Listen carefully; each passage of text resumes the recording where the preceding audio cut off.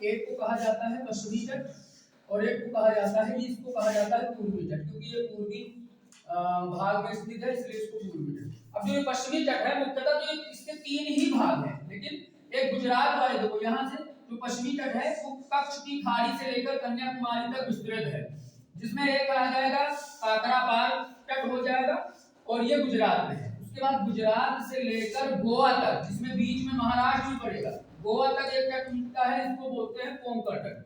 ये तट सबसे चौड़ा तट है, ठीक है। इसके बाद गोवा से लेकर कर्नाटक का एक स्थान है जिसको बोलते हैं मंगलुरु तक एक तट है जिसे बोलते हैं कन्नड़ तट।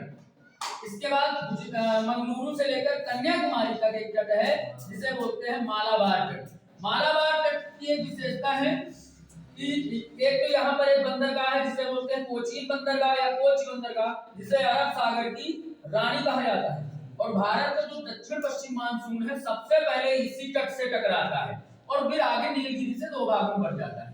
अब अगर पूर्वी तट की बात करें तो इसका विस्तार जो बंगाल की खाड़ी के उत्तर, यानी राज्य अगर आप देखोगे तो पश्चिम बंगाल हो जाएगा, और दक्षिण में राज्य देखोगे तमिलनाडु, कुमारी, अंतरीप या कन्याकुमारी तक विस्तृत है। इसे भी तीन भागों में बांटा गया है, जिसमें आप देखेंगे ओडिशा वाले भाग में उत्तर तट मिलेगा, इसके बाद आंध्र प्रदेश वाले भाग में उत्तरी सरकार है, इसके बाद पूरे संपूर्ण जो है तमिलनाडु वाले भाग में कोरोमंडल तट है जो तमिलनाडु में। एक चीज और है, यहाँ पर भी ध्यान देना, एक बार ये भी क्वेश्चन पूछा गया है कि जो कोरोमंडल तट है वो किन दो नदियों के मध्य द्वार है, तो ये कृष्णा नदी और कावेरी नदी के मध्य विस्तृत है कोरोमंडल तट।